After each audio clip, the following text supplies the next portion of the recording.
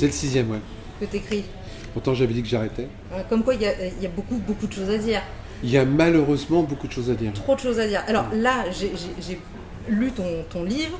J'ai mis des petits post-it, comme tu le vois, sur des mensonges qui ont plus ou moins attiré mon regard. Mais ça commence à faire beaucoup quand même pour parler du gouvernement et des mensonges d'État qui se succèdent depuis des années maintenant. Ouais, ça fait même trop et ce qui est regrettable, c'est que de plus en plus, les gens le savent de moins en moins. Comme on est noyé de plus en plus dans des informations dirigées, de la communication festive, entre guillemets, les gens ne se rendent pas compte qu'on est en train de se diriger vers une société d'esclaves. C'est-à-dire qu'avant, il y avait les seigneurs et les serfs. Demain, si on laisse faire, il y aura encore des seigneurs et des serfs, mais ça s'appellera des nantis et des esclaves de l'autre côté. Ce qui essaye de dénoncer un peu les Gilets jaunes depuis un peu plus d'1 an maintenant. Ceux qui essayent de dénoncer les Gilets jaunes, dont j'ai l'honneur de faire partie depuis le 17 novembre, et bien avant, puisque de toute manière, sur la plupart des ronds-points, les gens se servaient de mon livre Pilleurs d'État comme référence aux malversations gouvernementales. C'est ça. Et d'ailleurs, je crois que tu as rencontré Yvan Le Bolloc, oui, qui fait une pièce de théâtre. Oui, Yvan, on est quelques-uns à essayer d'entamer une nouvelle forme de combat qui va se faire le 18 juin au théâtre Sébastopol à Lille, où il va y avoir 40 à 50 gilets jaunes sur scène, Yvan Le Bolloc, Jean-Marie Bigard, David Koubi, Jean Lassalle, le chanteur Francis Lalanne, moi-même. Du lourd. Avec une vraie pièce de théâtre pour faire une nouvelle forme de combat. Sur une seule représentation, c'est quelque chose qui ira... Alors pour l'instant, c'est une seule représentation. Ce qu'il faut savoir, c'est que pour l'instant, tout est financé sur nos deniers propres. Donc c'est nous qui sortons l'argent pour payer le théâtre, pour payer les costumes, pour payer les caterings, pour payer les décors, pour payer des tas de choses. Donc pour l'instant, c'est une représentation en espérant qu'on arrive un petit peu à se rembourser. Dans le meilleur des cas, on espère pouvoir la jouer ailleurs si le public est là, parce qu'il faut quand même remplir la salle avec 1300 personnes. D'accord.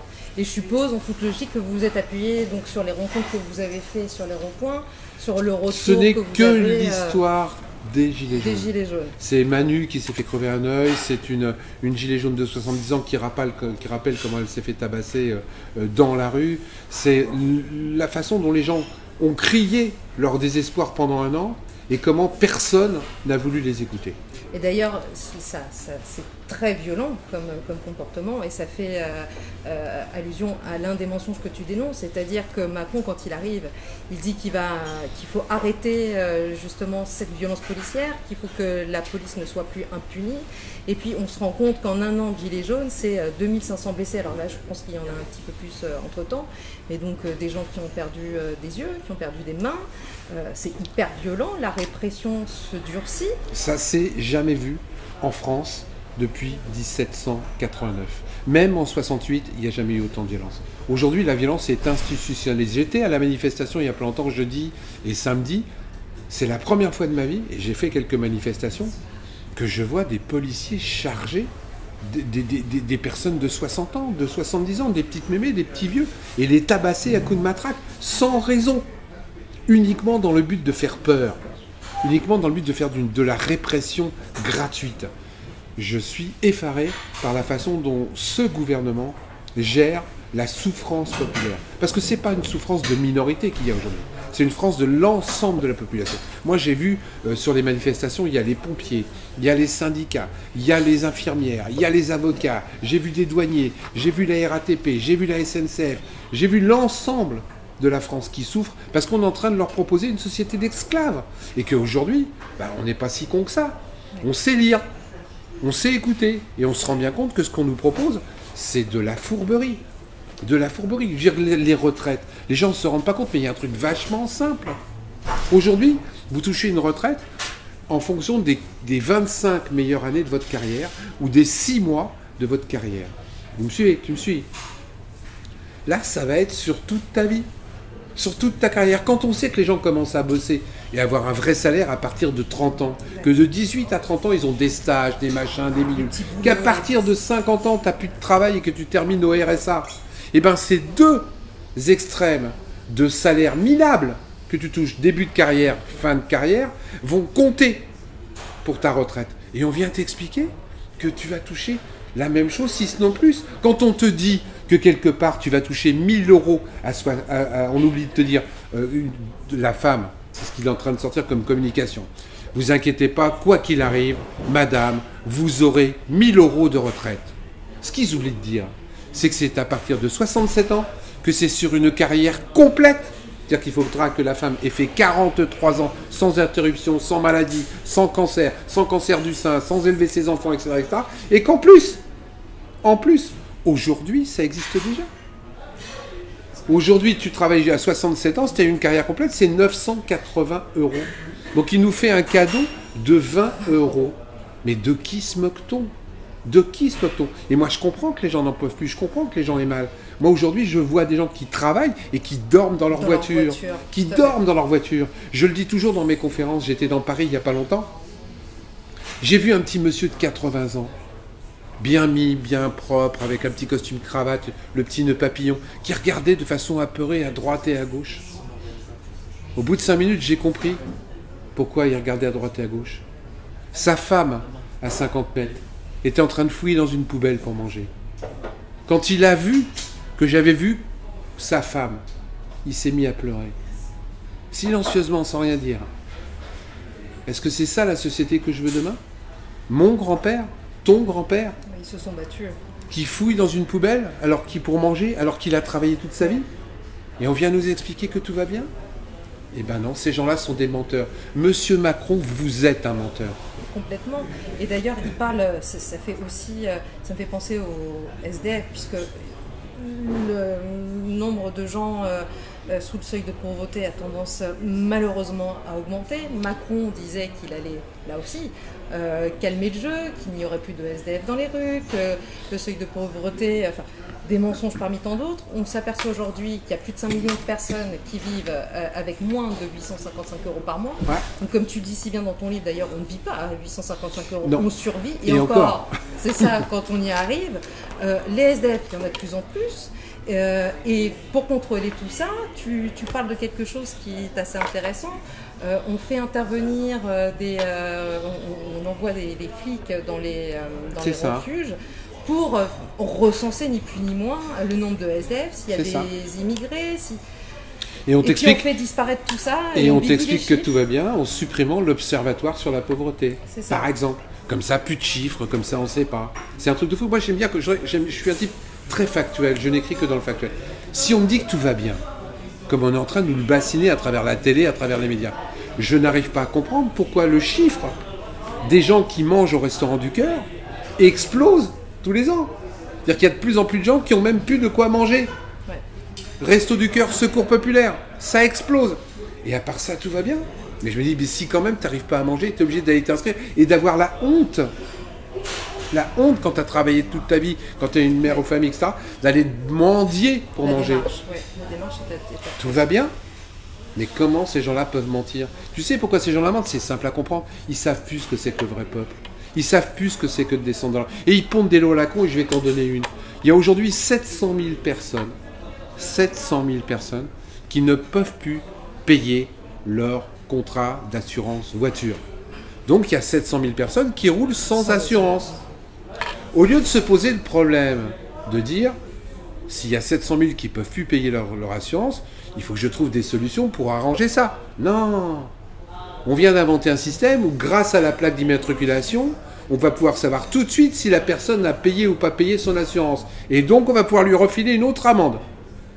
C'est génial.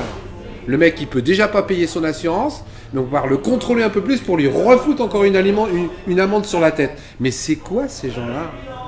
C'est quoi ces gens-là qui ne comprennent pas que les gens n'en peuvent plus, que les gens aujourd'hui n'ont même plus de quoi manger? C'est une folie.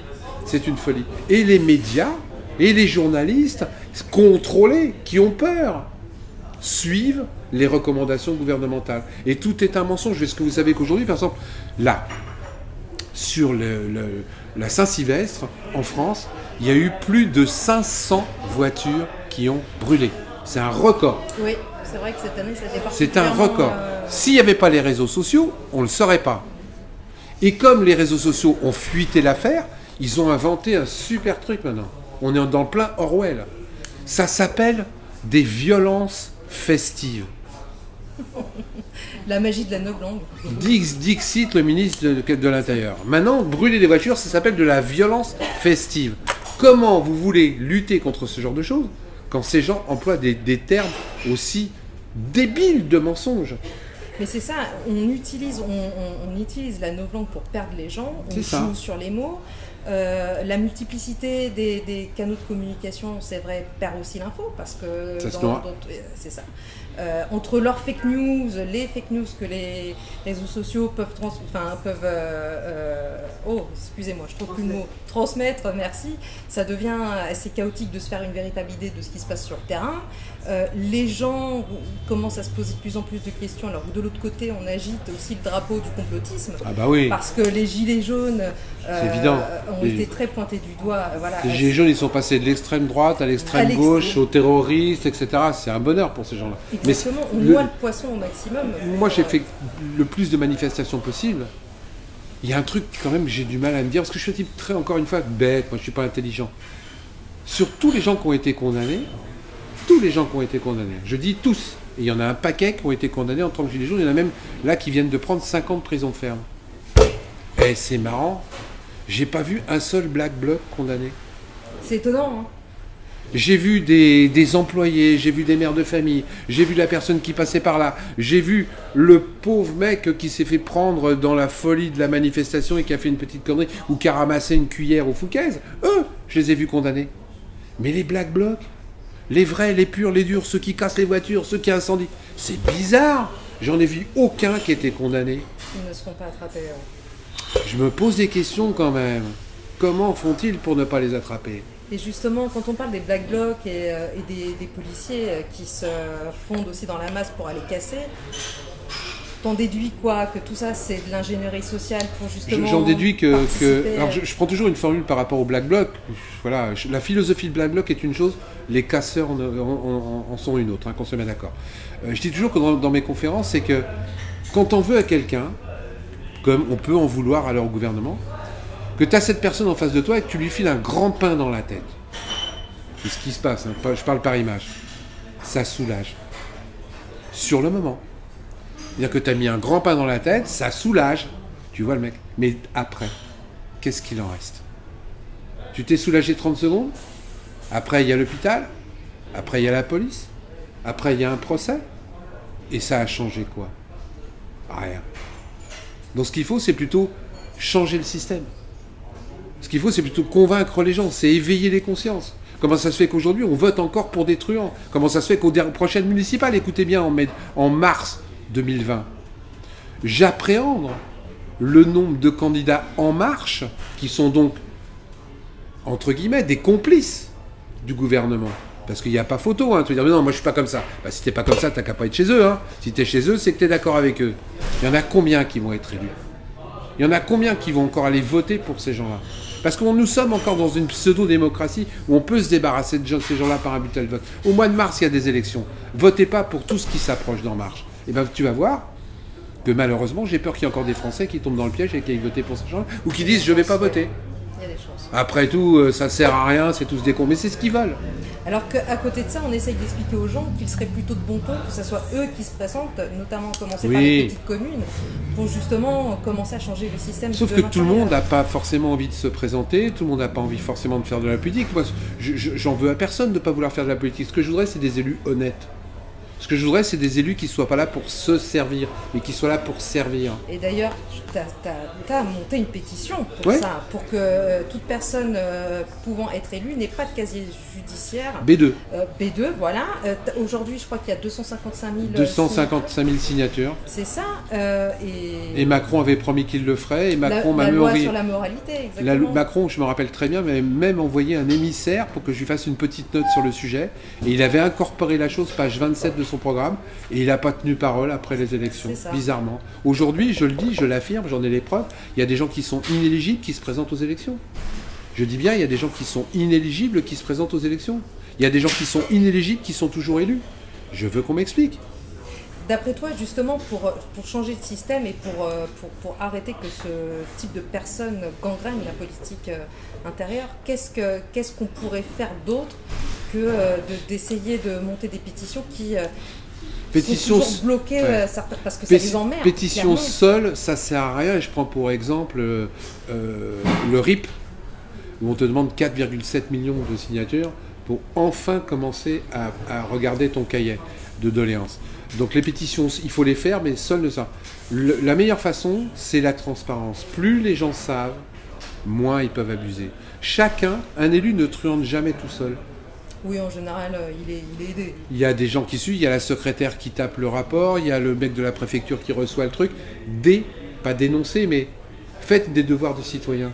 Dès que vous voyez une malversation, etc., sans rien dire, vous mettez ça dans une enveloppe anonyme, etc., puis vous envoyez ça à la presse. Moins ils cachent, plus on les tient. Donc la première règle, c'est une transparence le plus possible sur tous les faits délictueux. Qui aujourd'hui, il y a des gens qui disent rien. Je peux pas le faire, c'est mon patron. Oui, les je gens vais ont peur. je vais quand même pas dénoncer mon patron. Si, tu vas dénoncer ton patron. Parce que si tu le fais pas, c'est tes propres impôts qui vont morfler. C'est tes gosses qui vont plus avoir à bouffer. Parce que quand ces gens-là truandent sur notre argent, c'est nous qui en pâtissons à la finale. Donc à un moment donné, il faut pas laisser faire ça. Faut le dire. Il faut qu'on ait une société plus honnête. La deuxième chose, c'est que les élus aient un casier judiciaire vierge quand ils se présentent aux élections. Et la troisième chose que j'ajoute, c'est que il faut arrêter les mandats à vie. Ça serait bien, ça. Puis on ferait des Parce économies que ça aussi, je connais un type qui s'appelle, je me rappelle jamais son nom, ça commence par un M, Macron. Celui-là. Le fameux. Qui avait promis qu'il allait moraliser en réduisant les mandats des élus, etc. Aujourd'hui, j'ai la preuve que tout ça, c'est pas vrai. Aujourd'hui, vous pouvez toujours être élu pendant 48 ans. Parce que vous n'avez pas le droit de faire plus de 3 mandats successifs. Donc il faut que ça soit les mêmes. Donc si vous êtes un coup député, un coup maire, un coup conseiller régional, ça compte pas. Vous faites 2 mandats de député, vous allez faire un petit mandat de conseiller régional, et puis vous revenez comme député. Les gens, ils peuvent être encore élus à vie. En gros, il y a un type qui s'appelle Poutine qui avait compris le système. Je mets un petit copain en attendant, et puis je reviens après. Donc c'est exactement ce qu'a fait M. Macron avec les élus. Et ça, c'est une honte. On doit être élu, parce que si on en est élu, mais il ne faut pas que les élus puissent être élus à vie. Parce qu'on s'endort dans la bienséance, on s'endort, et puis c'est eux qui votent leur propre loi. Plus on les laisse, plus les mecs se votent des bonnes lois. Je cite toujours une des lois qui m'a rendu fou sur la prescription des délits par ruse. Écoutez bien, c'est important. Donc la prescription des délits par ruse, avant, c'était 10 ans, à partir du moment où on découvrait la malversation. Vous me suivez? C'est-à-dire que si j'avais fait une malversation par ruse, donc cachée, en 2000, et que je découvrais l'affaire en 2010, j'avais encore 10 ans pour que les types enquêtent, etc. Donc la prescription, c'était 2020. Ils ont passé une loi qui a fait un machin en disant on l'augmente de 2 ans. C'est-à-dire que maintenant, la prescription, c'est sur 12 ans. Les gens se sont dit, c'est bien. Ce qu'ils ont oublié de dire, c'est à partir du moment où les faits ont été commis. Oui. Faire 8 années, c'est ça. Donc, si on reprend la même affaire, le mec qui truande en 2000, tu découvres l'affaire en 2010, tu n'as plus que 2 ans avant que l'affaire soit classée par prescription. C'est ça, la moralisation que ces gens-là nous proposent. Eh bien, c'est les lois qu'ils ont votées. Et nous, on dit merci, c'est bien, c'est du progrès social. Ils sont en train de nous enfermer. Ils ont cassé le code du travail. Vous vous rendez compte qu'aujourd'hui, on peut licencier quelqu'un sur n'importe quel motif, sans cause réelle et sérieuse. C'est dans la loi. J'explique. Avant, tu ne pouvais pas licencier comme ça quelqu'un sur sa sale gueule. Aujourd'hui, si. Je prends une femme. Tu refuses de coucher avec moi? Pas grave. Je mets 20 000 € de côté, l'année prochaine je te vire parce que tu es arrivé 5 minutes en retard. Toi là-bas, tu défends un petit peu trop tes camarades dans l'entreprise? Pas grave. Je provisionne 20 000 € et je te vire l'année prochaine parce que tu as des chaussures jaunes. J'aime pas trop le jaune en ce moment. C'est la nouvelle loi. C'est la nouvelle loi. Et en plus, les indemnités ont été réduites par 10. C'est-à-dire que non seulement aujourd'hui il y a une chute de 72% des plaintes au prud'homme, parce que le fait d'aller au prud'homme coûte plus cher que ce que ça va vous rapporter. Mais c'est quoi ce pays où les gens peuvent même plus se défendre quand il y a des abus? Parce que moi je critique pas, encore une fois, Je fais pas du ayatollah je le citerai parce que sinon je vais encore être attaqué, ou quelque part je dis que il y a des ouvriers qui abusent. La petite entreprise où l'ouvrier met au prud'homme pour faire chuter le petit artisan, c'est inadmissible. Là aussi, il faut lutter contre ça. Mais dire que dans n'importe quelle entreprise, maintenant, on peut licencier n'importe qui, même s'il est en CDI, de toute manière, ça ne te coûtera pas cher. Parce que quand tu provisionnes 20 000 euros, il faut savoir que les patrons, eux, ils ont des bons avocats. Donc ça leur coûte même pas 20 000 euros de licencier. À la finale, ça coûte 5 000 euros. Et le salarié, lui, il en a pour 6 000 ou 7 000 euros d'avocat. Donc une chute de 72% des prud'hommes. Et comme il y a une chute de 72% des prud'hommes, eh ben, on nous annonce dans la presse que ça va mieux dans le travail. Vous voyez ? Plus personne se plaint. Pareil pour les chiffres du chômage. Mais c'est pareil. Qui sont en baisse quand les gens se font radier et quand Ou peuvent plus s'inscrire. Peuvent plus s'inscrire et qu'on essaye de promouvoir l'artisanat, l'ubérisation en étant VTC ou quoi que ce soit. C'est génial. Galèrent, ont des payes misérables, se retrouvent. Nous sommes en train de préparer. Il est en train de nous préparer une société où tout va aller mieux. Je vous donne des scoops. Dans 3 ou 4 mois, même peut-être un petit peu avant, tous les signaux économiques de France vont aller mieux. Moins de chômage. Aurélie vient de le dire. Les gens s'inscrivent plus au chômage ou sont radiés définitivement. Donc moins de chômeurs, ça va mieux. La sécurité sociale. Mais ça va s'arranger, les enfants. Comme il y a de moins en moins de médicaments remboursés, comme il te faut 7 mois pour aller voir un spécialiste, quand tu arrives à l'avoir au téléphone, comme quelque part tu n'as plus les sous pour aller en clinique, tu te fais plus soigner. Comme en plus ils ont supprimé les cotisations patronales et sociales sur les bulletins de paye, la plupart des gens maintenant sont obligés de prendre des mutuelles très très chères pour se faire soigner une dent. Et elles vont encore augmenter. Et elles vont encore augmenter. Et la deuxième dent, tu ne te la fais pas soigner. Donc quelque part, ça fait moins de déficit. Donc quelque part, on va pouvoir dire que ça va mieux. C'est génial. Et comme les gens vont toucher une petite retraite bientôt, eh bien qu'est-ce qu'ils vont faire? Moi, j'invente rien, je regarde ce qui se passe dans d'autres pays. Eh bien, je vais prendre un deuxième petit boulot, voire un troisième, pour pouvoir arriver à finir de payer mon loyer et payer un petit cadeau à ma petite fille ou à mon petit-fils. Mais quand tu fais ça, quand tu es obligé, en plus de ta retraite, à 65 ans, 67 ans, d'aller distribuer des prospectus à 4 centimes, à 0,20 centimes le prospectus, comme j'en ai vu faire, tu fermes ta gueule. 3 petits boulots, mal payés, pas protégés. Tu fermes ta gueule. Et c'est ce qu'ils veulent, parce que tu n'as plus le temps de râler. Tu es occupé à gagner un peu d'argent pour subsister. Et c'est ça la société qu'ils veulent nous proposer. Et pendant ce temps-là, à côté. Et je ne suis pas un anarchiste et je ne suis pas un communiste, c'est juste des faits. Il y a les nantis qui, eux, seront tranquilles. Il y a M. Gauns en ce moment qui fait un procès au prud'homme, lui, pour 900 000 euros de retraite chapeau par an qu'il estime qu'on lui doit. 900 000 euros ça fait pas 1 000 euros par mois, de retraite chapeau, payée par l'entreprise en plus. Payée par l'entreprise, c'est-à-dire que c'est au détriment de ce qu'on paye les ouvriers, pas au détriment des actionnaires, parce que c'est un part, au détriment des ouvriers, qui eux ne seront pas augmentés de 3 euros. Qui eux seront, si jamais ils viennent, parce que c'est des pointeuses dans ces trucs-là, 1 minute en retard à la pointeuse, on leur retire de leur salaire. Là, c'est 900 000 euros par an. Et il va gagner, lui. Elle est où la justice? Elle est où la justice? Elle est où la justice égalitaire pour tous? Eh bien ça, c'est la société qui est en train de nous proposer M. Macron. Et c'est pour ça que nous sommes dans un combat à mort. Et c'est pour ça que si lui gagne demain, nous aurons une société d'esclaves, uniquement basée sur le profit. Et par définition, c'est simple. Le profit, c'est réservé à quelques-uns. Le profit, c'est pas réservé à tous. Et quand on monte une société basée sur le profit, c'est pas pour l'ensemble de la société, c'est pour quelques individus dans la société. Mais d'ailleurs, tu dis très justement, on a besoin des pauvres, parce qu'il n'y a que les pauvres pour faire les riches. C'est ce que comprennent pas les riches. C'est les pauvres qui achètent. À force de trop appauvrir les riches, les pauvres, à un moment donné, ils ne pourront plus acheter. Et votre mondialisation, c'est pas grave si je ne vends pas aux France, à un moment donné, ça ne marche plus. Parce que quand tu vas dans un autre pays, comme ça commence à se faire, parce que là-bas c'est moins cher, pour faire plus de productivité, malheureusement, je dis bien malheureusement, tu es obligé d'éduquer les gens. Ce qui se passe en Chine, où maintenant les gens commencent à revenir. Parce que les Chinois se disent, bah attends, tu me fais construire des postes de télé, tu me fais construire des radios, mais moi je voudrais bien en avoir aussi. Et puis j'en ai marre d'être payé 3 yens. Je voudrais bien être payé plus. Donc moi aussi, je commence à manifester. Donc ils reviennent. Donc ils vont tourner en rond, ces riches, et à un moment donné, ils vont se tirer une balle dans la tête. Et ce qu'ils sont obligés de faire, de plus en plus, c'est de vivre en cercle fermé. Donc de plus en plus, ils s'enferment entre eux. Ils vivent entre eux, ils baisent entre eux, ils mangent entre eux. Moi, l'autre fois, j'étais dans un dîner avec des gens très riches. Je leur ai dit que j'habitais en banlieue. J'ai vu, j'ai entendu un silence et un effroi. J'étais en banlieue, de l'autre côté du périph'. Mais comment tu fais pour vivre, Philippe?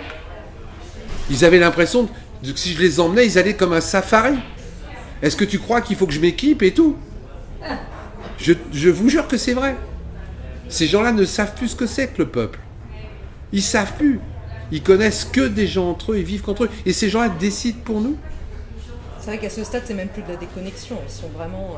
ils sont hors cadre. Ils planent complètement. Mais le pire, c'est que c'est ces gens-là qui décident pour nous sur des choses qui vont obérer notre vie pendant les 20, les 30 prochaines années.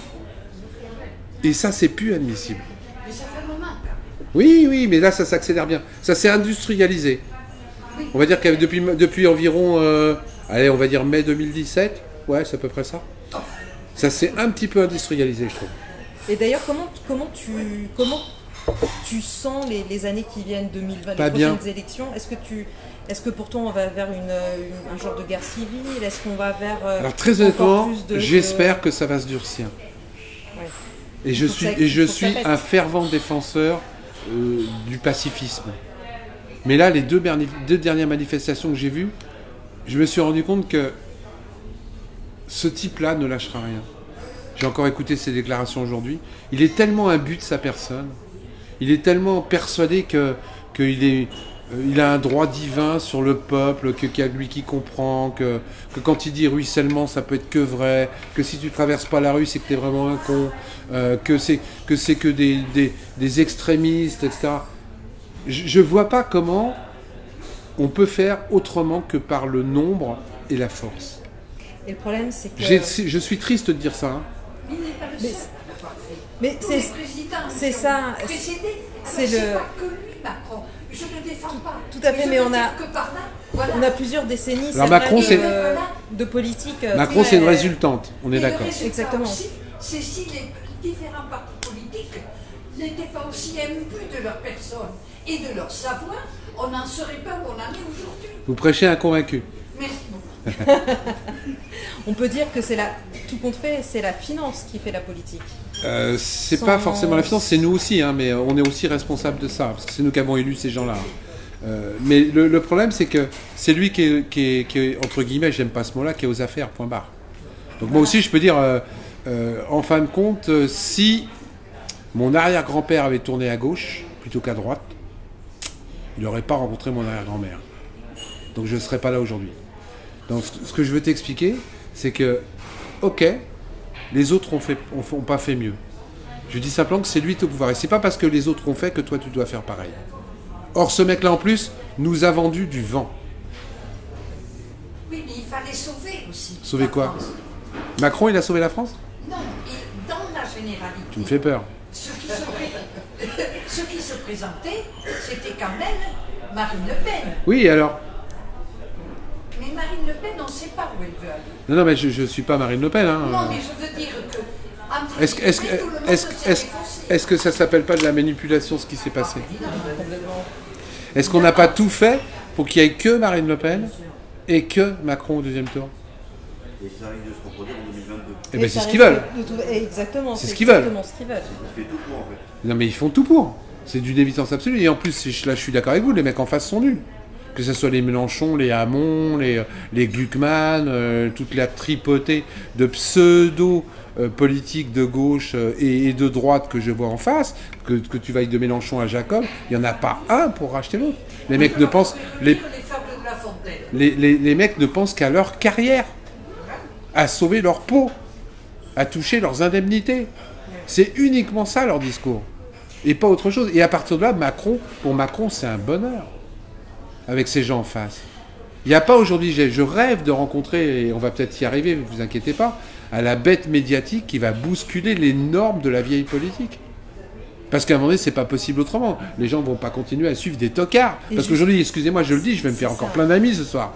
Aujourd'hui, en face de Macron, il n'y a que des tocards. Que des tocards. Masculins ou féminins. Hélas. Mais De droite ou de gauche. justement, J'en mets dans toute la valise, hein, on pour pourrait être pas. tranquille. Est-ce que les gens ne devraient pas pousser le vice justement à tomber dans cet extrême-là, de faire le jeu de Marine pour justement comprendre que ça ne change rien, que la politique reste ce qu'elle est, que de toute façon ils travaillent pour eux, pour leurs propres affaires, que au final ça reste un très petit milieu, qui se connaissent tous et qui ne sont pas du tout différents les uns des autres. Les politiques se valent. Moi, Est-ce qu'il ne faudrait pas... je veux pas aller jusqu'à la présidentielle, moi j'essaie d'aller plus près. Moi je rêve que les Martinez, les Berger, ce qui reste des syndicats, lancent vraiment des mots d'ordre pour bloquer le pays. Aujourd'hui on est là. Il faut que les raffineries arrêtent. Il faut que les éboueurs se mettent en grève. Il faut que les mecs arrêtent de distribuer le courrier dans les ministères. Il faut que les mecs de l'EDF coupent l'électricité dans les ministères. Il faut qu'on fasse céder ces gens-là. Qui cèdent, que le gouvernement tombe. Mais alors, est-ce que pour faire ça, il ne faut pas avant que la population soit plus ou moins préparée? Parce qu'effectivement, bloquer les raffineries, bloquer le pays... Les gens sont préparés. C'est la première fois depuis 1968 qu'il y a 40 jours de grève et il y a un petit peu de contestation parce que c'est chiant, parce que les gens peuvent... Oui, mais globalement, les gens râlent pas. Non, mais les raffineries ne sont pas complètement bloquées. Il y a encore, les gens font encore leurs courses dans les supermarchés. Est-ce qu'il faudrait vraiment pas... Mais on va passer 3 ans à expliquer à la population et il va se passer ce qui s'appelle, je le dis souvent, tu connais la formule, c'est The Sky is Pink. C'est une théorie américaine, tu connais pas? Je connais pas, explique-moi. Ah, c'est un truc génial. Donc, il y a un journaliste qui arrive et qui écrit « Le ciel est bleu ». C'est une évidence. Jusque-là, tout va bien. Le ciel, oui, il est bleu, en général. Et il y a un autre journaliste qui arrive et qui écrit « Le ciel est rose ». Troisième journaliste, il y a débat. Il y a débat. C'est rose, c'est bleu, on ne sait pas, mais de temps en temps c'est un peu rose. Il y a débat. Et 6 ans après, il y a encore. Ça s'appelle The Sky is Pink. C'est vraiment quand tu as un truc, c'est Pasqua qui le disait, hein. Quand tu as une histoire, tu crées une autre histoire qui crée une histoire, etc. Donc si jamais on commence à expliquer aux gens trop longtemps, il y a toujours le mec qui va t'expliquer le contraire. Oui, mais tu comprends, il faut peut-être pas commencer par les raffineries. Commençons par les éboueurs. Et puis tu as le mec qui... Non, attends, les éboueurs, c'est pas possible. C'est pas possible. Faisons d'abord la poste. Tu vois. Et puis tout compte fait, tu tournes en rond. Et puis tu tournes en rond. Et puis c'est ce qu'il a fait avec le grand débat. Oui, complètement. Où on a entendu, d'ailleurs, presque que lui. De 4 ou 5 propositions du démarrage, nous sommes arrivés à 75 propositions. Minables. En plus, c'était du grand n'importe quoi. Mais c'était génial en communication. Plus personne ne s'y retrouvait. Donc je dis, il y a un truc simple. La seule façon de le faire, c'est... Puisqu'on a déjà essayé de parlementer. On a déjà essayé de parler. On a déjà essayé de s'expliquer. Il n'y a aucun retour. Il n'y a que du mépris. À un moment donné, il faut qu'on passe à l'étape au-dessus. Bloquons la France. Tu sais, je me dis, c'est bête, hein. Si les camionneurs et les tracteurs étaient là un samedi, j'ai comme l'impression qu'au bout de... Allez, comme il est con et têtu, au bout de 2 samedis, c'est vrai. Ils en auraient marre. Ils ont essayé de le faire, d'ailleurs. Mais non, mais à chaque fois, il a donné une miette et les gens sont rentrés chez eux. C'est ça, oui. Il a donné une miette aux camionneurs, ils sont rentrés chez eux. Ce brave monsieur Campion, qui devait bloquer Paris avec ses forains. Ces forains étaient à 60 km de Paris. Il y a eu un petit coup de téléphone dans la nuit à monsieur Campion pour lui expliquer qu'on va le laisser tranquille se présenter aux élections municipales. Mais t'inquiète pas, bonhomme, tu pourras sans doute installer ta grande... Allez hop, je ramène les forains. Les camionneurs. Dans la nuit, il y a eu un petit coup de téléphone. Mais vous inquiétez pas sur votre essence. Le diesel, vous aurez toujours votre détaxe. Les mecs, ils sont rentrés. C'est ça qu'il faut combattre. C'est qu'il faut faire comprendre aux gens que c'est pas que son petit problème. Il continue là, puisque pour les retraites, ils ont décidé de reculer. Et non seulement ils reculent, mais je veux dire, comment ça se fait que c'est une retraite universelle et il y a déjà plus de 14 régimes spécifiques. Alors c'est plus des machins, c'est un régime spécifique. Alors on nous explique que les policiers, eux, ils pourront partir à 52 ans. Parce que c'est pénible, hein. Je comprends, taper sur les gens dans la rue, et je veux bien le concevoir. Mais je veux qu'on m'explique pourquoi c'est tous les policiers, y compris ceux qui passent leur carrière dans les bureaux. Alors que ceux qui vont passer leur carrière dans les bureaux mais qui ne sont pas policiers, eux c'est 64 ans. Et quand on dit 64 ans, c'est un mensonge en plus. Aujourd'hui, ça sera impossible de prendre sa retraite à 64 ans. Là aussi, il nous ment, monsieur Macron. Oui. Parce que donc, retraite complète, on est bien d'accord, retraite complète, c'est 43 annuités minimum. Vous me suivez ? 64 ans moins 43. Ça fait... Pardon ? 21. La plupart des gens commencent à travailler à 25-30 ans. Donc 25, 30 plus 43, j'ai pas l'impression que ça fait 64. Mais tout a fichu le bazar. Encore une fois, ces gens-là, y compris ceux d'avant, n'ont jamais bossé pour le peuple. Non. Ils ont balancé des formules, certains en pensant que c'était des bonnes choses, mais en étant manipulés par des hauts fonctionnaires et n'ayant aucune vision à long terme. Parce que les seules visions des élus aujourd'hui, c'est leur réélection. Donc je vais surtout pas faire des choses trop embêtantes. Ou quand ils ne sont pas payés par les lobbies, comme, entre guillemets, monsieur Macron est flatté par les lobbies qui l'entourent. Moi, j'ai du mal à comprendre. Vous savez combien coûte une campagne électorale présidentielle ? 50 millions d'euros. Et qu'on ne me dise pas que c'est pas vrai. Il y a un type qui s'appelle Sarkozy qui s'est fait gauler. Jusqu'à hauteur de 47 millions. Quand je regarde les campagnes des autres, c'est à peu près pareil. Hein. Donc les campagnes, une campagne présidentielle, officiellement, c'est 22 millions au deuxième tour. Officieusement, c'est 45 à 50 millions d'euros. Vous les avez ? Si on te prête 50 millions d'euros, à mon avis, je veux un retour sur investissement. En toute logique, oui. Donc moi, je veux comprendre. Je veux comprendre pourquoi les laboratoires Servier, de sinistre mémoire, un des dirigeants des laboratoires de Servier est celui qui a fait la campagne sur la santé de M. Macron. J'ai du mal. Hein ? Oui, ce que je dis est factuel, moi. Hein. Tout est vérifiable. Alors après, d'un seul coup, 3 mois après, on vous balance 11 vaccins obligatoires à faire. Sans vous expliquer. On se pose quand même des questions. Hein. Surtout que là aussi, moi, je suis un type très terre-à-terre. Vous savez que dans les 11 vaccins, il y a un truc qui crée une polémique qui s'appelle l'aluminium. Qui aujourd'hui, dans le cadre d'un principe de précaution, est quand même susceptible de filer de la sclérose en plaques ou à favoriser l'Alzheimer. Est-ce qu'il génère aussi des anti-vaccins et qui pose problème ? Parce que faut-il ou non se vacciner du coup ? Ça, c'est un autre problème. Je ne mélange pas les deux genres.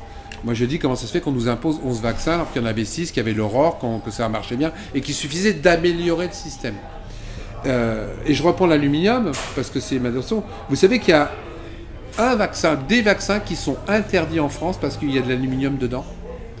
Parce qu'on a décrété que c'était mauvais pour les personnes, enfin pour ceux qu'on piquait. Vous savez quel vaccin c'est ? C'est tous les vaccins où il y a de l'aluminium. Vous savez pas ? Non ? C'est tous les vaccins qu'on inocule aux animaux. Les vaccins pour les chiens, les chats, etc. qu'on fait sont interdits d'aluminium parce que c'est dangereux pour nos amis les bêtes. Mais pour nous, ça pose pas de problème. Mais moi, je me dis, putain... C'est ça. Et encore, je suis un type bête, moi. Hein. C'est dangereux pour mon chien et c'est pas dangereux pour mon bébé de 2 mois. Expliquez-moi, monsieur... On n'a pas le même système, Alors, Philippe. Ouais, moi, je trouve ça bizarre. C'est en France, hein, je parle. Hein. Vous allez chez votre veto, je vous donne un vaccin avec de l'aluminium. Non, sans aluminium pour mon toutou. Je veux juste qu'on m'explique. Et jusqu'à présent, ce genre d'explications, les explications faites sont toujours nébuleuses. Je suis pas assez intelligent pour comprendre. Mais tu comprends, c'est pas le même aluminium. Ah bon, c'est pas le même aluminium ? Ah merde alors, c'est chiant ça. C'est chiant. Pourquoi vous mettez pas alors cet aluminium-là pour machin ? Je comprends pas. Puisque mettez notre aluminium dans celui des animaux, parce que la plupart des vaccins des animaux sont quasiment les mêmes que ceux pour les humains. Faut le savoir. À quelques petites différences moléculaires. Pourquoi ils mettent pas ça dans... Je comprends pas. Ah ben non, vous comprenez pas parce que vous n'êtes pas assez intelligent, monsieur Pasco. Excusez-moi, je vous demande pardon. c'est vrai que si on gratte un peu, il y a énormément de scandales sanitaires à deux doigts de sortir, parce que là on parle des vaccins, mais on peut parler de la maladie de Lyme, on peut parler de Tchernobyl. Tchernobyl, oui, c'est vrai que ça s'est arrêté à la frontière. Le niage s'arrête à la frontière. La maladie de Lyme, c'est pareil. Je suis effaré. On va en parler parce que c'est un sujet que tu connais bien. J'ai toujours encore du mal à comprendre que pas le vaccin, mais le révélateur de la maladie de Lyme soit toujours pas remboursé par la sécurité sociale, entre guillemets, parce qu'il y a une concurrence entre celui qui est français, qui est pas fiable en plus, parce que celui-là il est fiable, je parle tout Elisa, comprends, oui, tout à fait. il est fiable à 70%, je fais une bêtise, alors que celui qui est allemand est fiable à quasiment 95%. Eh bien, on refuse de mettre le marché l'allemand parce qu'on veut favoriser le français. Il est où? Elle est où l'éthique? Il y a une autre loi qui vient de passer qui me rend fou aussi. Vous savez qu'avant, on avait ce qu'on appelle un principe de précaution. C'était bien ça, hein? C'est-à-dire qu'on ne pouvait pas mettre sur le marché n'importe quoi sous prétexte que ça risquait de générer des profits, mais on n'avait pas pris les garanties pour que ça soit pas dangereux pour les gens. Vous me suivez, principe de précaution. Et il y a plein de choses qui n'arrivaient pas sur le marché à cause de ça. Eh ben, il y a un type qui s'appelle Macron.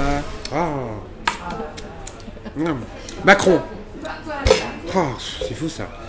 Qui a passé une loi qui dit que sous le principe de l'innovation, maintenant, on peut se passer du principe de précaution. Donc si vous sortez quelque chose de nouveau, et que c'est estampillé innovation, vous n'avez plus besoin de vous targuer du principe de précaution. Même si c'est un poison. Même si c'est un poison. On verra après. Puis comme de toute manière, moi, ce genre de truc, j'en prends pas. Parce que moi, je mange bio. Moi, j'ai les moyens. Laissons ça au pauvre peuple. Qui, lui, va se gaver n'importe quoi. C'est pas cher, c'est nouveau, etc. Pas besoin d'avoir des précautions. C'est dans la loi. C'est là où je dis attention, nous sommes dans un combat à mort. Parce que si on laisse faire, ils vont faire de plus en plus de lois. Et si tous les gens votent, en plus, écoutez bien, j'aime bien, moi, analyser de façon factuelle. Je vous ai dit tout à l'heure qu'en mars, il allait y avoir des élections municipales. Si M. Macron a suffisamment de maires qui, comme par hasard, après l'élection municipale, vont ressortir leur casquette En Marche. Pour l'instant, ils l'ont mis dans leur poche, hein. Ça s'appelle liste républicaine, etc. Donc je conseille aux gens de demander aux maires et aux listes s'ils sont d'accord avec ce que raconte monsieur Macron et de ne pas voter pour les listes qui le disent. Parce qu'en plus c'est des menteurs, mais maintenant c'est des faux culs. Donc je le dis, après les municipales, ils vont ressortir leur étiquette En Marche. Vous me suivez? Il va suffisamment avoir de maires pour prendre le Sénat, qui aujourd'hui n'est pas macroniste. Est-ce que vous commencez à comprendre? C'est vrai que ça résiste pour le moment. Donc l'Assemblée nationale a sa botte, le Sénat a sa botte, il passe toutes les lois qu'il veut sans qu'on en soit informé. Et là, je peux vous promettre que ce que j'écris dans Mensonge d'État, c'est rien. Il y a des lois qui sont en préparation, qui sont folles, uniquement basées sur le profit, où les gens vont manger n'importe quoi. Ils vont supprimer ce qu'il y a sur les étiquettes. Carrément. Ah mais non, ils ne vont pas le supprimer. Ils vont nous rendre accessible la lecture à condition que vous ayez bac plus 10. C'est ça. Et que vous ayez de bonnes lunettes. De bonnes lunettes, mais c'est vrai que... Mais en plus, ça sera officiel. Et en plus, si ces gens-là, se font gauler, ils vont faire des lois pour être absous. Comme ça commence à arriver. Il y a plein de lois qui justement arrivent, où les mecs, même s'ils font des conneries, c'est pas grave. Je rappelle quand même qu'il y a une loi qui est sortie il y a quelques temps, qui dit que si une banque fait des bénéfices, c'est pour les actionnaires. Si une banque fait du déficit, c'est pour les clients. Mais où on va? Où on va? Mais le pire, c'est que les gens sont d'accord. Le pire, c'est que les gens ne se rendent pas compte. Je le dis souvent, faites attention, la suppression de l'argent liquide, c'est la mort de votre liberté. Mais ça se précise, ils ont déjà supprimé les petites pièces de monnaie, ils ne fabriquent plus le billet de 500 €, vous avez un mal fou à payer en liquide maintenant, etc. Donc rien que sur les autos, etc., pour faire un chèque, pour payer, c'est un truc de fou. C'est vrai qu'ils insistent petit à petit, ils sont en train de supprimer, sous des prétextes de praticité. Vous savez, ils sont même le RFID là. Vous allez même pouvoir payer maintenant en mettant votre carte bleue dans votre pot. Et justement, quand on parle de ça... Mais non seulement c'est un drap de couillon, mais le propre, c'est qu'il y a plein de gens qui sont d'accord. Parce que Les gens sont d'accord, et puis une autre partie de la population n'y croit encore pas, parce Oui. qu'effectivement c'est encore trop Mais orwellien. parce qu'on peut pas se dire c'est pas possible, ils vont pas faire ça. Ils n'iront pas faire ça. jusque-là, mais Ils tout ont compte fait, Eh ben si. on y vient, exactement. Oui. Mais on vous explique, mais attendez, la petite mémé, on lui volera plus son argent. Et puis, toi qui es sans arrêt en train de râler parce que la monnaie, ça déforme les poches du pantalon de ton mari, ben, il n'y aura plus. Et puis, t'inquiète pas, tu te tromperas plus en rendant la monnaie, puisque c'est la carte qui va le faire tout seul. Donc, l'erreur sur le billet de 20 € à la place du billet de 50 €, mais ça n'existera plus. Et puis, si ta maison brûle, mais t'inquiète pas, ton argent, c'est sur ta carte. Ah ouais, c'est bien. Ah ouais. Sauf que quand tu vas vouloir donner 20 € à ta petite fille en douce, le week-end, pour qu'elle puisse s'acheter un truc, c'est fini. C'est avec ta carte. Quand tu vas vouloir aller bosser chez ton voisin pour te faire 150 balles au black pour l'aider à refaire son appartement et nourrir ta famille, tu pourras plus. C'est sur ta carte. Quand tu iras en brocante pour t'acheter un petit outil au black, etc., d'occasion, tu pourras plus. C'est sur ta carte. Donc sous un prétexte de praticité, ta liberté, elle est morte. Et ça, les gens ne s'en rendent pas compte. Justement, est-ce que c'est pas l'un des premiers gestes que tout le monde peut faire, c'est-à-dire retirer en espèces ce dont on a besoin et payer Mais en liquide. moi, j'essaye de plus en plus de payer en liquide. Mais Déjà, on voit ce qu'on dépense. le problème, c'est que en plus, c'est que ça devient de plus en plus difficile. Moi, je me suis battu pendant 3 ans. J'ai une carte bleue que depuis 2 ans. Mais je peux plus. Là, on va essayer de trouver un parc-mètre où tu mets des pièces. Oui. J'ai vu là aujourd'hui, même sur Boulogne, il n'y a même plus le ticket. Mais c'est vrai, tout est démonétisé. Dématérialisé, là, je me dis, où il est mon ticket? J'ai cherché. Moi, j'ai pas l'habitude, j'ai cherché mon ticket partout. Et j'ai vu après, non, le ticket il est dématérialisé. Donc ça veut dire que tu peux même plus, quand tu es ici, te rappeler que tu dois remettre des sous à 19h. C'est vachement vicieux leur truc. Par contre, eux, ils savent. Ça dépasse l'horaire, tu payes. Et puis ça nous amène sur l'informatique, et l'informatique peut être hackée, c'est la magie du système. Ah, mais c'est un bonheur. Ce qui n'est pas hacké quand tu fais les choses toi-même, et ça a posé problème. Bonne d'ailleurs. transition sur les élections. Je veux dire, à force de ne pas aller voter, je le dis toujours, hein, il y a des gens, maintenant il y a des élections où il y a 90% d'abstention hors urne. Hors urne. 90% d'abstention. Vous connaissez Valls? Hein? J'étais son adjoint. Je suis la seule personne qui me soit battue physiquement 2 fois avec lui quand même. Hein. C'est pour ça qu'il est parti. Une fois je l'ai collé contre le mur, une fois il m'a collé contre le mur. Je l'appelle Dark Vador maintenant quand il me voit. Hey, salut Dark Vador. Hop, il part en courant. Et bref, le remplaçant de Valls, Monsieur Choix, ce que je vous dis est factuel, hein, encore une fois. Il a été élu député avec 0,9 électeurs sur 10. Le remplaçant de M. Valls comme député, il touche 15 000 € net par mois, a été élu avec moins de 1 électeur sur 10. Sur les inscrits. Hein. C'est un bonheur d'être élu. Le remplaçant de M. Dassault, vous voyez qui c'est M. Dassault? Il y avait 26 procès au cul qui sont tombés à l'eau à cause de sa mort. Le remplaçant de M. Dassault comme conseiller départemental a été élu avec 0,6 électeurs sur 10. Un petit peu plus d'un demi-électeur sur 10. Aujourd'hui, c'est ça la démocratie.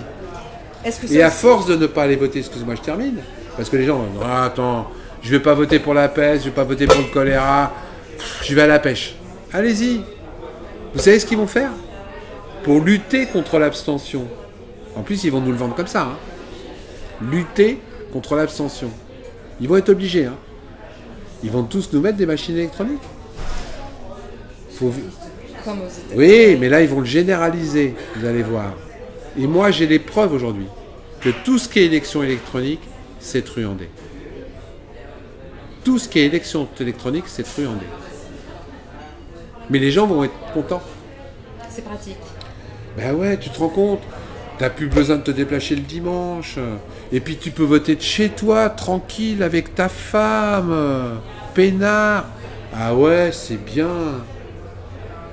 Moi, j'ai les preuves aujourd'hui que 95% des élections électroniques sont quasiment truandées. J'ai les preuves. Hein. J'ai une femme qui m'a envoyé un truc, elle avait reçu plus de 600 codes secrets pour aller voter. Sur les députés français. Sur les députés, ben, j'ai reçu tu sais, des procès-verbales de vote. Vote double, vote triple, vote quadruple. Il y a même des morts qui votent. Ah bah ça oui. Il y a de plus en plus de morts qui votent. Mais le nom Et pour vérifier derrière si jamais il y a une erreur. C'est ça, ma cache.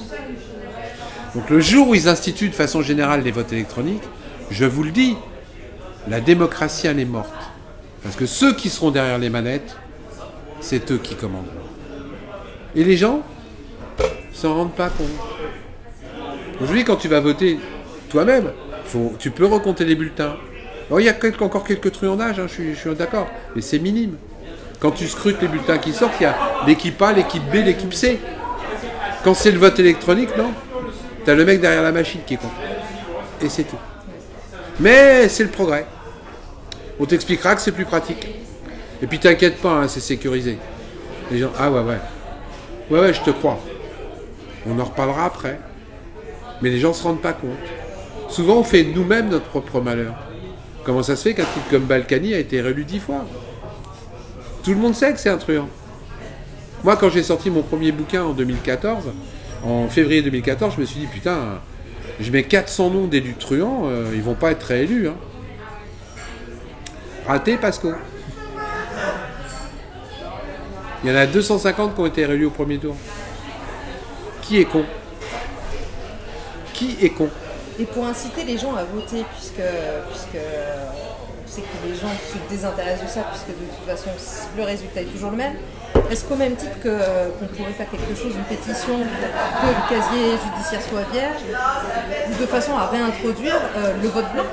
Parce que celui qui va voter blanc fait la démarche de vouloir voter. La seule façon que les élus mettent le vote blanc comme un vote exprimé, la seule façon que moi c'est qu'aujourd'hui massivement les gens aillent voter blanc.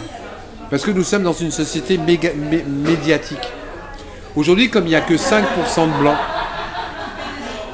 ils s'en foutent. Le jour où dans l'urne, il y aura 80% de blancs, ils seront obligés de changer la loi. Parce que là, ça se verra. Parce que là, l'élu sera élu, mais plus représentatif. Mais les gens ne font pas ça. Ils préfèrent ne pas aller voter. Parce que c'est vrai que c'est plus facile de ne pas se faire chier un dimanche, aller faire la queue, mettre un bulletin. Moi, je dis attention, à force de ne pas aller voter, vous allez tuer la démocratie. Ouais. Mettre le vote obligatoire, moi, je suis pour. Mais le vote obligatoire en semaine et pendant les heures de travail. Ben, c'est pas que ça serait banal, mais ça existe déjà, madame. C'est toujours pareil quand on me dit que c'est pas possible. Aujourd'hui, les élections syndicales, les élections prud'homales, c'est en semaine et c'est pendant les heures de travail. Et c'est pendant les heures de travail. Donc si on peut le faire pour ça. Et le vote obligatoire, il existe déjà en France. Ah, je vois toujours les yeux. Ben oui, les sénateurs.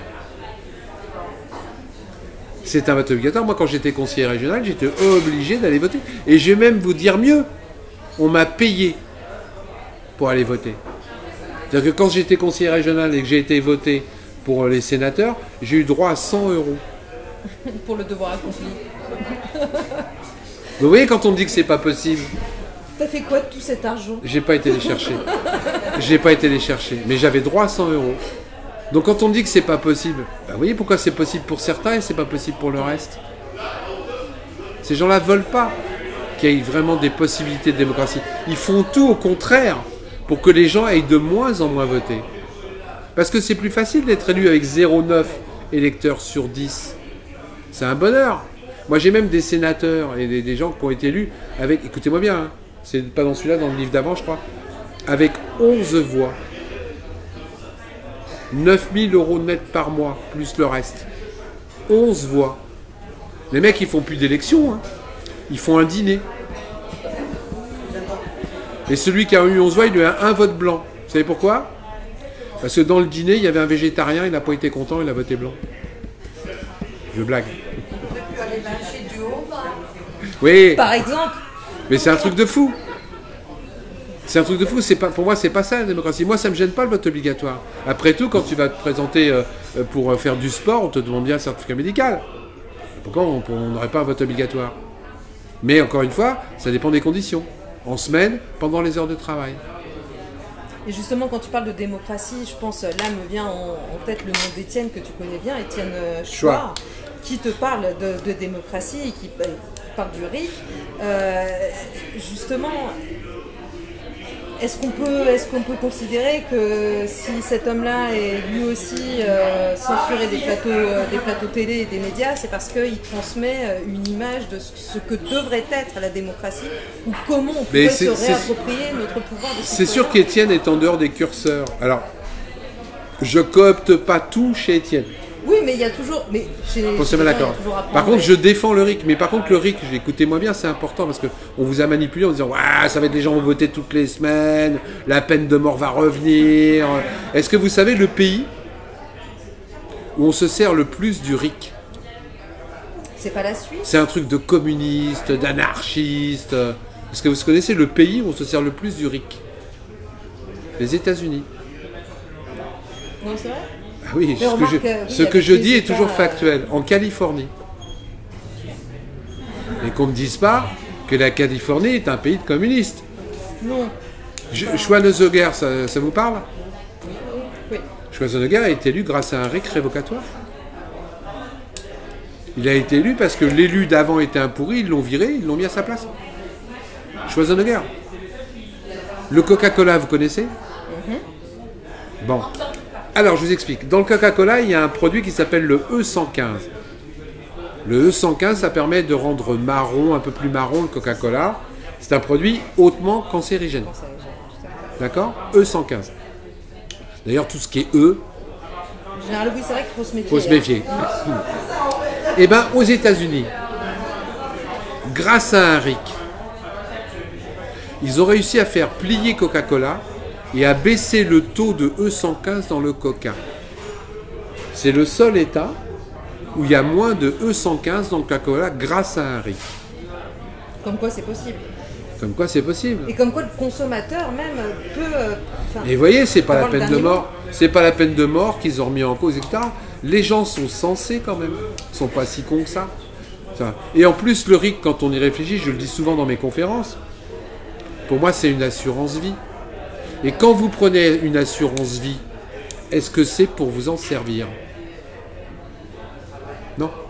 Si tu prends une assurance vie, c'est au cas où. Donc je dis toujours que si le RIC était posé, et que si on a une bonne constitution, si les lois sont bonnes, si les élus sont honnêtes, ben, tout va bien. On n'a pas besoin de se servir du RIC. Mais il est là. Si jamais il y a un élu qui déconne, on a les moyens de le virer. Aujourd'hui, un élu qui déconne, on ne peut pas le virer. Non, les élus ne déconnent pas, ils sont très moraux. Tu travailles mal comme comptable, on te vire. Tu fais mal ton boulot, on te vire. Les élus, ils peuvent dépenser des millions, ils ne sont pas virés, ils te disent, mais c'est les électeurs. Il y a des élus qui me disent, mais je suis pas coupable, puisque j'ai été élu. Il y en a qui osent me dire, mais je suis innocent, j'ai été réélu. C'est tellement facile quand tu manipules. Qu'est-ce que tu souhaiterais voir se mettre en place justement avant les prochaines élections? Les prochaines lesquelles? Les présidentielles, disons. Avant les présidentielles, mon rêve, c'est la dissolution de l'Assemblée nationale, des réélections législatives et une centaine, 200 gilets jaunes honnêtes ou citoyens honnêtes qui se présentent, qui sont élus et qui font des lois honnêtes. Parce que tant qu'on n'aura pas des élus honnêtes, ils ne feront pas des lois honnêtes. Donc moi, ce que je souhaite, c'est une assemblée de dirigeants politiques qui soient des gens honnêtes et qui ne soient pas là pour se servir, mais servir. Élu, c'est pas un truc... Là où je suis fou, je le dis souvent, il y a des pays qu'on montre du doigt en disant c'est des pays de merde, c'est des pays... C'est vrai, les dictateurs, tout ça, il y en a beaucoup. Mais je regarde l'Uruguay, qui a accordé l'avortement en 1918. 1918, les femmes là-bas, ils ont eu le droit d'avorter en 1918. Que le président de l'Uruguay, il vivait dans sa ferme, il avait laissé le palais présidentiel pour que des SDF puissent dormir dedans. Mais qu'est-ce que c'est que ces gens chez nous qui commencent par s'en foutre plein les fouilles en laissant crever les gens dehors? Je souhaite une société de partage, pas une société de profit. Mais ça, il faut que nous-mêmes, on soit capable de l'accepter et de le faire. Et puis faire un travail sur soi aussi. Faire un travail sur soi. Je suppose qu'on te recevra très certainement pour un septième livre. Je sais pas, j'en ai marre. T'en as marre? Je disais ça l'avant-dernier, mais... Et s'il y a des choses un peu plus sympas à raconter justement dans ce bouquin, si la population c'est... Ouais, je suis en train de 2-3 pistes de travail, mais honnêtement, ça a l'air bien, mais il y a des soirs, je suis très fatigué quand je découvre ce que je découvre. Quand je découvre qu'on nous ment comme ça éhontément et qu'il y a des gens qui prennent ça pour argent comptant. Je l'ai mis dans mon dernier livre, là. Ils ont vendu 100 000 médicaments contre le cancer frelaté. 100 000. Le gouvernement était au courant. 100 000 médicaments pour soigner le cancer. Il y a des gens qui avaient le cancer, qui ont pris des médicaments qui ne valaient plus rien, qui étaient périmés depuis 8 ans. Et on a fermé les yeux. D'accord. Uniquement pour des histoires d'argent. Et ça devient inadmissible. Eh ben, je te remercie pour toutes C'est moi qui ces vous remercie. explications. Je remontre le livre Mensonges d'État de Philippe où vous allez voir, il y a des tas de... Oui, il y a des perles, il y a des choses qu'on connaît, il y a l'histoire du Rainbow Warrior, mais pas que. Et on te recevra très certainement pour le prochain, si jamais il y en a un septième. S'il y en a un septième, ou ouais. Et sinon, on te retrouve sur le terrain. Ah bah toujours, oui. J'ai une conférence sur toute la France. Et le 18 juin, théâtre au Sébastopol à Lille, avec une pièce de théâtre qu'on est en train de monter qui s'appelle Gilet au bout de tes rêves.